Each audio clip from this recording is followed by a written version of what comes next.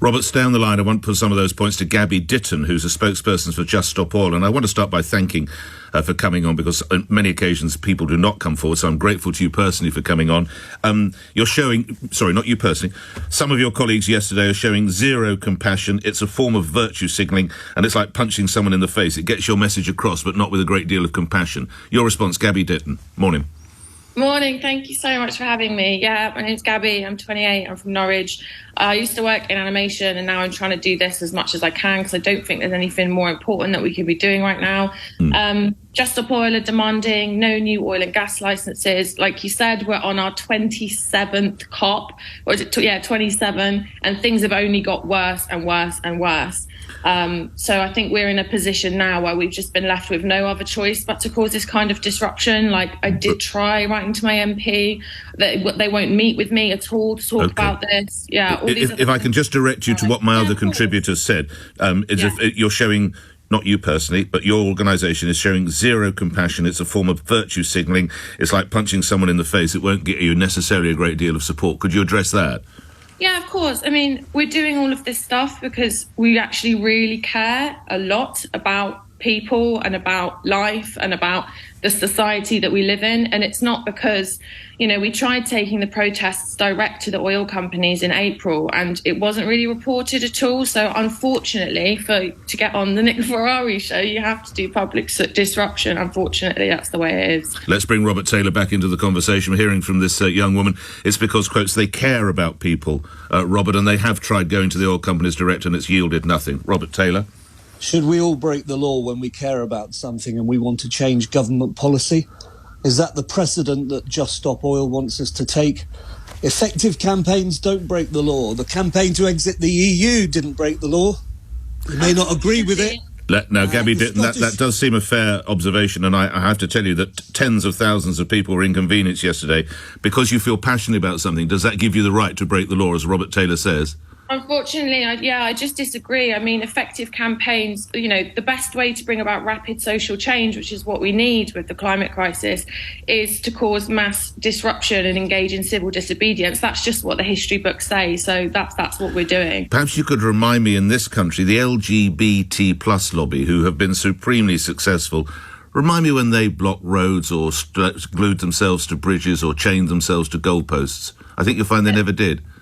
Listen, there's no more important cause. The climate crisis is going to destroy everything. Like the oil economy is going to destroy. Respectfully, you're not answering my question. Economy. Does that give you a get-out-of-jail card, then, to do anything you choose?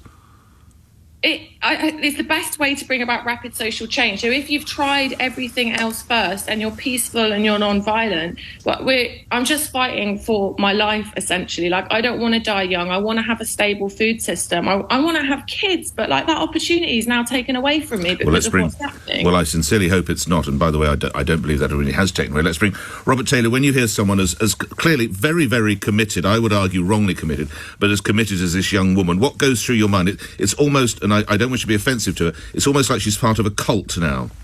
Yeah, I'd agree. And the gay marriage one is absolutely accurate. You can bring around great social change without inconveniencing people, without getting up on the M25 and stopping people get to hospitals and appointments. If you're clever about it, you can do it without breaking the law, without inconveniencing people. We have said, though, from the beginning that we will stop immediately as soon as they stop these new oil licenses. It's such a, we're at COP. It's about, why are we issuing more oil licenses? It's insane. I feel like I'm going mad. Like, as soon as they say they're not going to do that, we'll stop. It's as simple as that, really. So you'll break the law until they stop? Well, anyone could do that.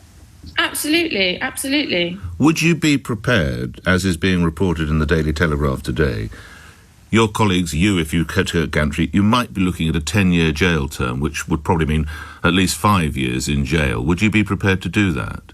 Well, while jail is a favourable option over the collapse of our food system and societal collapse, of course, it's not going to deter us, because knowing, what we know with science and what the IPCC, the UN Secretary General said yesterday, or the day before yesterday, we're on a highway to climate hell. It's like, all right. Of course, we're not going to... Finally, at least you accept there is a degree of disruption. And ambulances have been delayed. I'm not saying they haven't got to virtue shouts or they've had to take other routes. If it was your mother or your brother or your sister, Would you accept her or him perishing in the back of the ambulance? It would be horrible, but I just ask people if genuinely we are acting from a good place. And I wonder if I could come back directly to that question, and I wish your family nothing but good health. But if your father was to sustain a heart attack or your mother was to have a stroke and she was delayed by one of these protests, would you accept it? Is that a cost you have to pay, Gabby? I would be.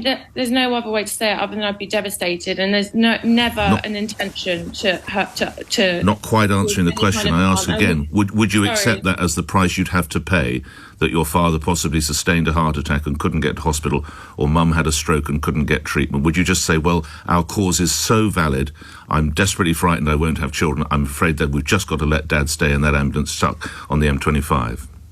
I do. Would I accept it? I probably would be in a mental state to accept anything. I'd probably just be so devastated with what's happened, Nick, to be honest. But we are going to stop all of it. So that is the price that has to be paid. I'm grateful you don't have to say sorry, Gabby Ditton. Thank you for coming on. Like others, you don't always. I'm grateful to you. You're with Just Stop All. Robert Taylor, thank you. You're a contributor for the Telegraph and the Express. And now let's turn that over to our audience. Someone.